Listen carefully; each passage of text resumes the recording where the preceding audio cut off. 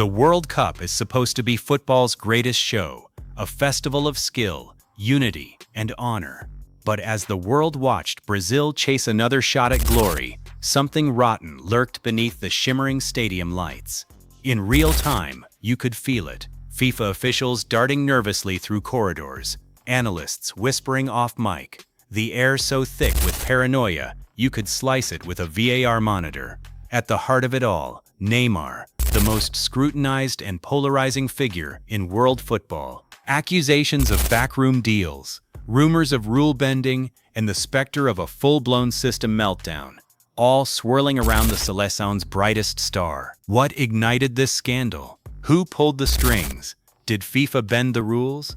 Outsiders sensed the tension, but nobody outside the inner circle realized just how close football came to imploding on live television. This wasn't just another World Cup controversy. It was NeymarGate, where fan rage, political games, and alleged corruption collided on the biggest stage. And what if I told you that you haven't even heard the wildest part? What you're about to see will make you question everything you thought you knew about the World Cup, Brazil, and FIFA itself. For most countries, a World Cup is a dream. For Brazil, it's survival. Every cafe, office, and street mural across the nation revolved around one man, Neymar. The pressure on his shoulders wasn't just sporting glory. It was cultural, political, almost spiritual. Sponsors shadowed his every move, pumping millions into the Neymar brand, while politicians publicly tied their fortunes to his success. In a viral speech, Brazil's own president declared, "When Neymar wins, Brazil wins. No room for failure, no space to breathe." But even as the cameras adored him, cracks began to show. Behind closed doors, teammates whispered about special privileges, private physio sessions, exclusive hotel wings, late-night calls from sponsors. The Brazilian media didn't help. Every missed pass triggered tabloid meltdowns, every bruise became a national crisis. Allegations of favoritism ramped up tension in the dressing room, with some senior players quietly fuming at Neymar's golden status. Factions formed, those for him, those tired of the circus. And yet, the average fan saw only hope, blind to the private implosion building behind the superstar's grin. There were warning signs only insiders saw: a dressing room split, unheard arguments after training, pressure reaching a boiling point. Nobody wanted to believe it, but disaster was already brewing. It started with a whisper, an anonymous post on a late-night forum. "Check the VAR logs. Brazil's getting away with murder." Within hours, NeymarGate trended worldwide. Screenshots of supposed WhatsApp messages between FIFA officials and referees flooded social media. The official story was a tight Brazilian victory, hard-fought and deserved. But the wildest rumors painted a sizzlingly different picture. Eyewitnesses claimed Neymar's injury, a supposed game-ending blow, wasn't just unlucky, but a calculated distraction. Was it a cover-up for a tactical substitution, as a former team doctor cryptically hinted in a voice message? Social feeds spun out of control, dissecting every replay. Why did officials spend 5 whole minutes deliberating a certain challenge? Why did the referee ignore his assistant's desperate flag while Neymar writhed theatrically on the turf? Then came the leak. Internal VAR communications, allegedly showing a refereeing decision reversed after outside input. Immediate reports screamed bribery, payments from shadowy intermediaries, strange deposits in offshore accounts, and encrypted emails promising protection for the right result. The pitch itself boiled with confusion, players visibly arguing with staff, a senior Brazilian demanding to see the VAR replay in real time, which the director refused. The meltdown was total. Journalists blocked from press conferences, security preventing access to locker rooms, and riot police deployed around the Brazilian hotel. FIFA's official statement tried to shut it all down. Just a misunderstanding. But the fans had seen enough. Here's the detail that never made the evening news. Some insiders swear the true story is so big, even top sponsors are terrified to dig deeper. NeymarGate exploded, and the whole football world burned.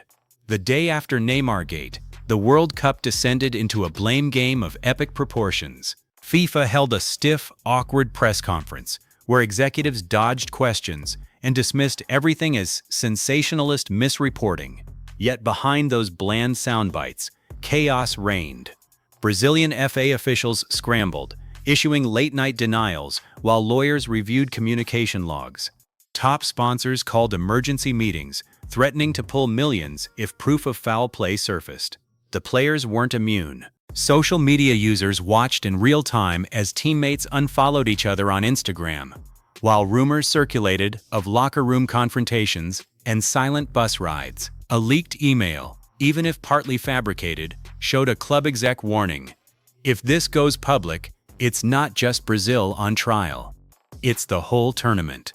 Meanwhile, rival managers demanded answers, with one European coach openly suggesting the entire competition had been compromised. Fan protests erupted outside FIFA headquarters, flares, banners, and chants accusing officials of selling out the sanctity of football.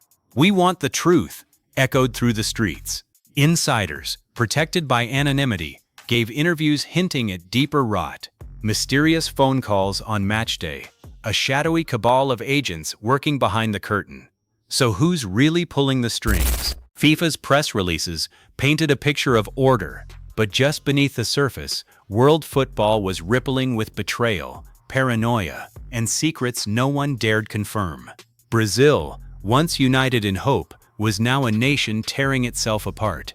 In Rio, murals of Neymar were defaced overnight.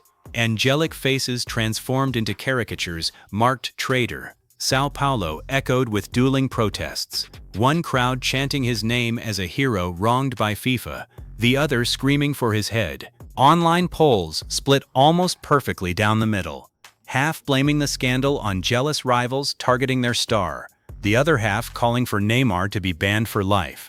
Legendary ex-players took sides on primetime TV.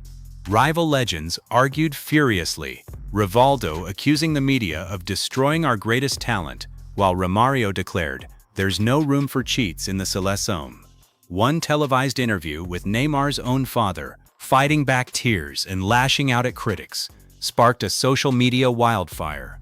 Within hours, the hashtag #PaísDividido trended #1, with clips from the interview leaving comment sections boiling. Families stopped speaking after dinner. WhatsApp groups imploded. Graffiti wars broke out on bridges and bus stops, some painting halos, some horns. You could feel the rift in the air, a country that once danced together now pointing fingers, the game that once brought unity, now fueling bitterness, all because of one scandal, one match, and one interview that turned half the country against itself. While the world raged, FIFA swung into damage control mode, scrubbing hashtags, flagging viral videos, and dispatching lawyers to remind journalists of their press access limits. Behind their infamous blue backdrops and clipped statements, the true story was far more desperate. Panicked midnight emails, hastily arranged closed-door meetings, and armored limos shuttling execs away from outraged fans. Social media giants, suddenly cooperative, shadow-banned key NeymarGate keywords and suppressed search results linked to the most damning footage. Investigative reporters who pushed too hard started receiving legal threats and, in some cases, mysterious credential withdrawals. The official narrative repeated on loop. Isolated incidents, no evidence, zero tolerance for corruption. But every attempt to silence the mess only threw gasoline on the fire. Inside sources leaked snippets of documents they claimed FIFA never wanted you to see, including a chilling meeting summary. Priority: minimize reputational damage. Control media. Contain Brazil crisis. Meanwhile, rumors spread of hired consultants monitoring WhatsApp groups and flagging dissent for further review. Far from calming the world, these frantic moves sparked a new wave of conspiracy theories. If FIFA had nothing to hide, why were they acting like they had everything to lose? The public face was calm, confident PR. Behind the curtain, it was full-scale desperation, and football had never felt more fake. NeymarGate wasn't just another scandal. It was a hurricane aimed straight at the soul of the sport. How much trust has football lost? For a generation raised on Pelé, Ronaldo, and the myths of Brazilian beauty, the game suddenly feels fragile. Can fans ever look at a last-minute goal or penalty decision without wondering if it's all been scripted? What does it mean when even magic in a yellow shirt is tainted by accusations, leaks, and manufactured miracles? FIFA, once untouchable, now looks like just another fortress, leaking at every seam. Can anyone believe that this was the work of isolated incidents and not a system built to protect its darlings? Did Neymar betray his country, or is he just the latest pawn eaten alive by a machine too big to control? Will the World Cup regain the respect it has lost, or will the conspiracy theories and cover-ups linger far longer than the final results? One thing is clear: the game will never feel quite the same. Now, it's your turn to face the question the world can't ignore. Does football survive this level of scandal? Drop your verdict below: untouchable legacy or total uncertainty. The future of the sport might just depend on how we answer. No matter what FIFA says or the headlines claim, NeymarGate has already changed the game forever. Some say it's proof football's been corrupt all along. Others insist Brazil and Neymar are just collateral in a bigger war for the soul of the sport. But with every leaked email, every viral video, and every unanswered question, the meltdown grows and the truth gets harder to bury. So it's your turn now. Who do you blame? Neymar, FIFA, the system, or all of them? Do you want World Cup reform, or do you believe football at this level can't ever be fixed? Drop your hottest take in the comments, your theory, your rage, your demand for justice. Smash the like button if you're fed up with cover-ups. Subscribe, because this is just the beginning. Because what if I told you, you haven't seen anything yet? We've got new documents and receipts that could make NeymarGate look like child's play. The next scandal is already brewing, and you'll want a front row seat when it explodes. Today was a meltdown. Tomorrow could be a firestorm, and we're not stopping until every secret comes to light.